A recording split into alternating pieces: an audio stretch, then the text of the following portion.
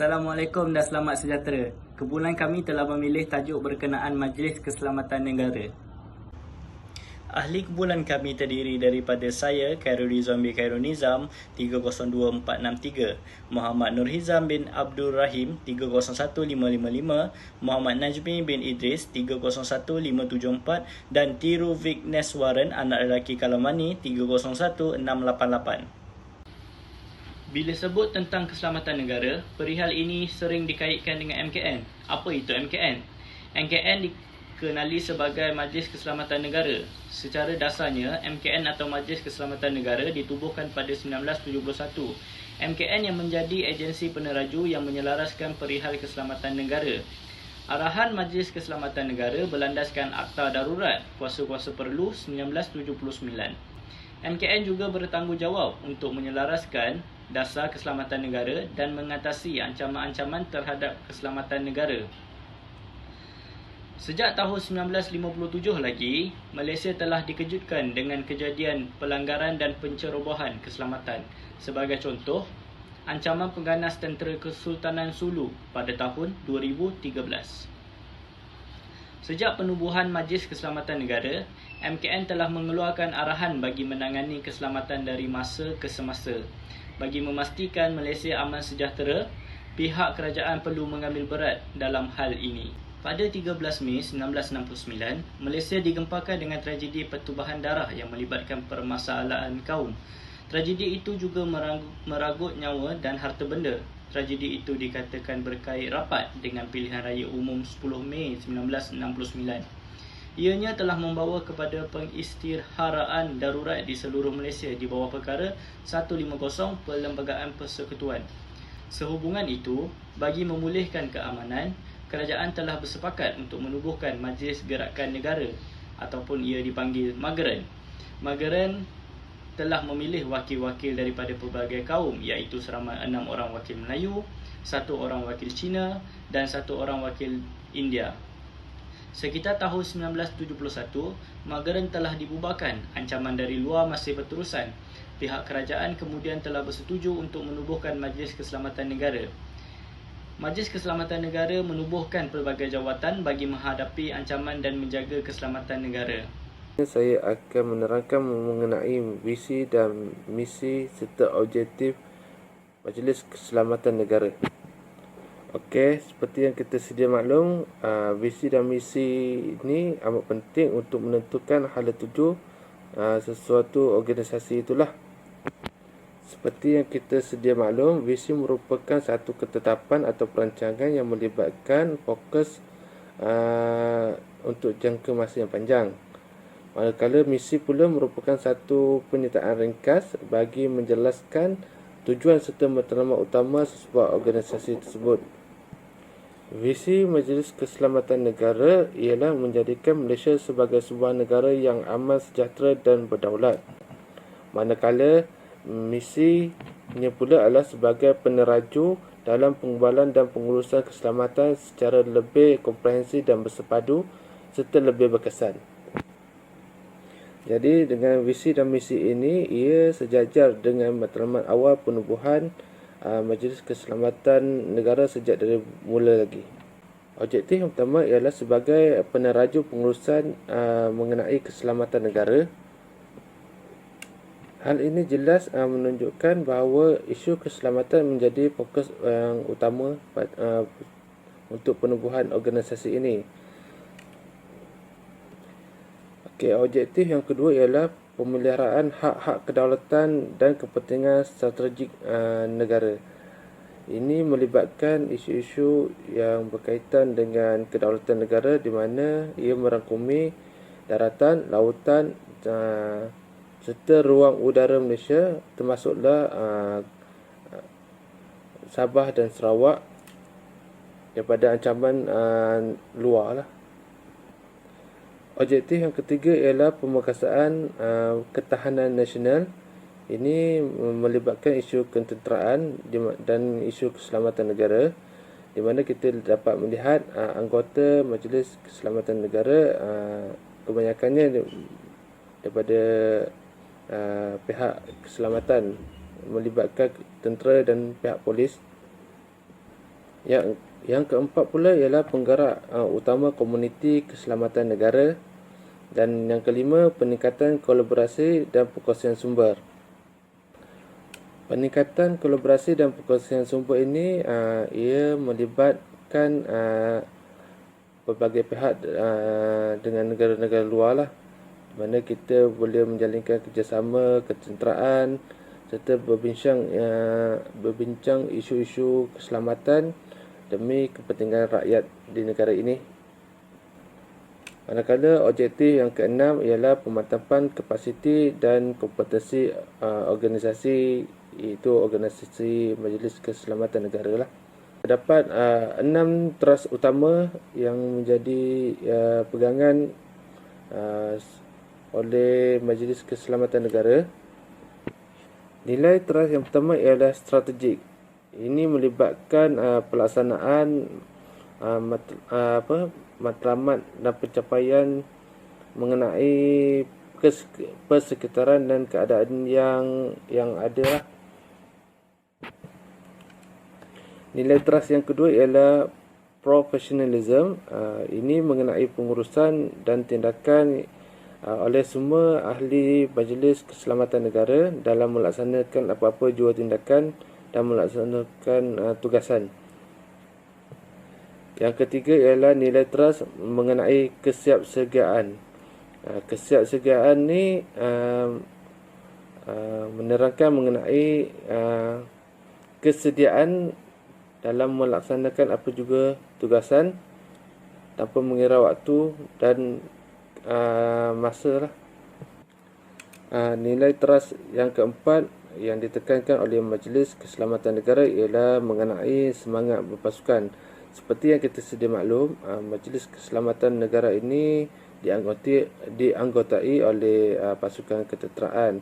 Ia melibatkan ramai pihak, iaitu kerja berpasukan, di mana setiap anggota perlu melaksanakan tugas berpasukan dengan penuh rasa bertanggungjawab dan tidak mementingkan diri sendiri. Seterusnya, nilai teras yang kelima ialah beriltizam. Beriltizam ini bermaksud kesungguhan dalam melaksanakan semua tugasan demi keselamatan dan kesejahteraan rakyat. Dan nilai teras yang keenam ialah integriti. Seperti kita sedia maklum, setiap penjawat awam perlu mempunyai integriti dalam melaksanakan tugasan. Ia demi mengelakkan salah laku pegawai ataupun salah guna kuasa dalam melaksanakan tugasan. Integriti dalam setiap anggota perlu ada bagi memastikan tiada ketirisan hasil berlaku kerana ia akan merugikan ekonomi negara, serta ia amat penting lebih-lebih lagi bila melibatkan isu-isu keselamatan dan kedaulatan negara, urusan tertinggi. Untuk makluman tuan-tuan dan puan-puan semua, Majlis Keselamatan Negara dipengerusikan oleh Perdana Menteri kita, iaitu Datuk Seri Anwar Ibrahim, dan Ketua Pengarah Majlis Keselamatan Negara ialah Datuk Raja Nur Syirwan Zainal Abidin. Selain itu, Ketua Pengarah juga dibantu oleh dua timbalan Ketua Pengarah, iaitu Pengurusan Keselamatan dan Keselamatan Strategik.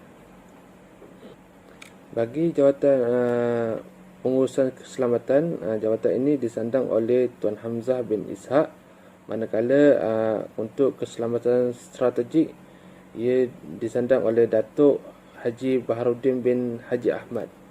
Seterusnya kita pergi kepada fungsi dan tanggungjawab Majlis Keselamatan Negara. Okey, fungsi yang pertama ialah ia bertanggungjawab untuk mengawasi dan mengatur pelaksanaan dasar keselamatan negara. Yang kedua, Majlis Keselamatan Negara bertindak sebagai sebuah organisasi yang merumuskan dasar serta langkah-langkah strategik berkaitan isu yang melibatkan keselamatan negara.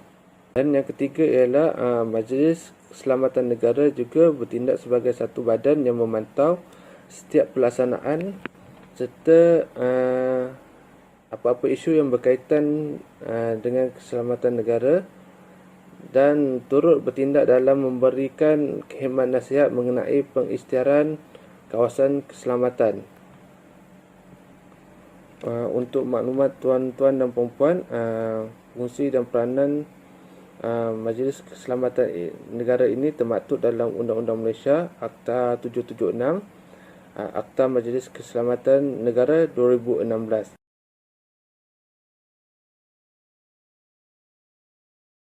Untuk pelaksanaan Perintah Kawalan Pergerakan melibatkan pelaksanaan langkah-langkah yang ditetapkan oleh pihak berkuasa untuk mengawal pergerakan penduduk atau aktiviti tertentu dalam suatu kawasan. Ini mungkin melibatkan sekatan perjalanan, pengawasan atau penutupan sesetengah tempat. Pelaksanaan ini biasanya dilakukan dalam situasi kecemasan atau untuk mengawal penyebaran penyakit. Proses ini melibatkan kerjasama antara pihak kuasa tempatan, agensi kesihatan dan pihak berkuasa yang berkaitan. Yang pertama, ancaman keselamatan yang bermaksud wujudnya ancaman serius seperti terorisme, pemberontakan atau ancaman serius terhadap ketenteraman awam yang memerlukan tindakan pantas untuk mengawal dan mengurus situasi. Yang kedua, mengatasi krisis. Dalam keadaan krisis seperti bencana alam besar, wabak penyakit berbahaya atau situasi luar biasa, pelaksanaan kawalan pergerakan boleh membantu dalam mengatasi dan mengurangkan kesan negatif kepada keselamatan dan kesejahteraan rakyat. Yang ketiga, proteksi maklumat rahsia apabila terdapat Majlis Keselamatan Negara atau mesyuarat strategik yang memerlukan kerahsiaan. Pelaksanaan kawalan pergerakan dapat membantu memastikan bahawa maklumat sensitif tersebut tidak tersebar secara tidak sah. Yang keempat, pencegahan aktiviti subversif untuk menghalang atau menyekat aktiviti yang boleh membahayakan keselamatan negara seperti perancangan jenayah antarabangsa, penyeludupan senjata ataupun pemberontakan. Yang keempat, pencegahan aktiviti subversif untuk menghalang atau menyekat aktiviti yang boleh membahayakan keselamatan negara seperti perancangan jenayah antarabangsa, penyeludupan senjata ataupun pemberontakan. Yang kelima, perlindungan infrastruktur yang amat penting. Bagi pelaksanaan kawalan pergerakan dapat membantu melindungi infrastruktur penting seperti pengkalan, ketenteraan, kilang minyak atau kemudahan penting lain daripada ancaman yang mungkin akan timbul. Perintah kawalan pergerakan dalam konteks Majlis Keselamatan Negara biasanya diambil sebagai langkah proaktif untuk menjaga keselamatan dan kestabilan negara. Dasar Keselamatan Negara merupakan satu payung atau teras mengenai keselamatan negara yang komprehensif bertujuan untuk mengekal, melindungi, mempertahankan nilai-nilai teras keselamatan negara dalam memastikan kelangsungan Malaysia sebagai sebuah negara yang berdaulat, aman dan sejahtera.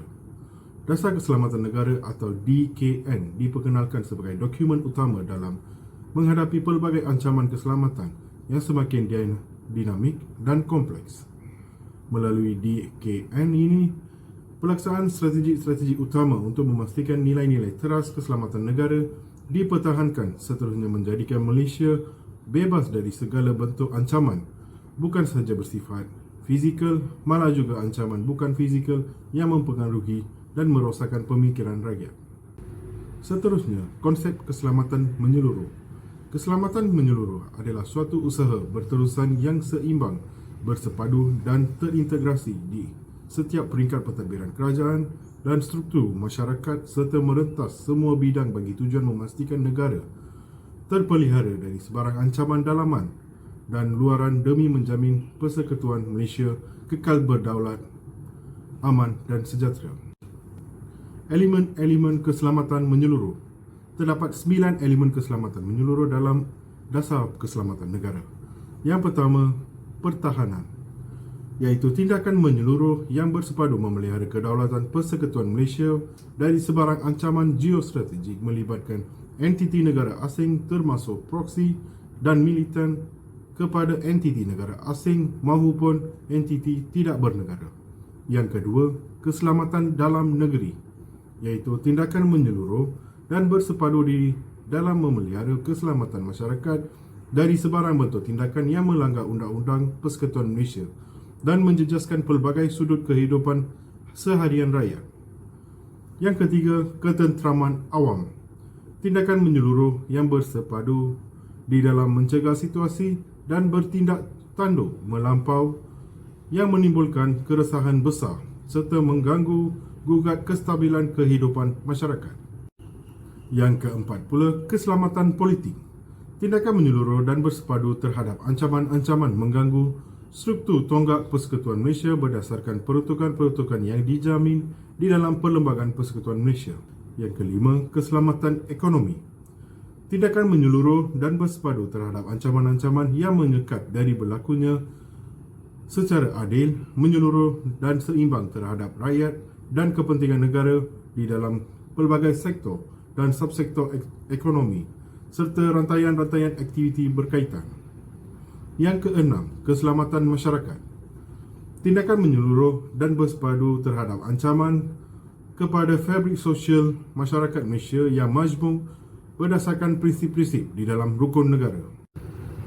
Yang ketujuh, keselamatan kesihatan awam, tindakan menyeluruh dan bersepadu terhadap pengurusan kesihatan umum di dalam negara, khususnya di dalam mendepani ancaman biosecurity yang membawa kemudaratan berskala besar kepada masyarakat.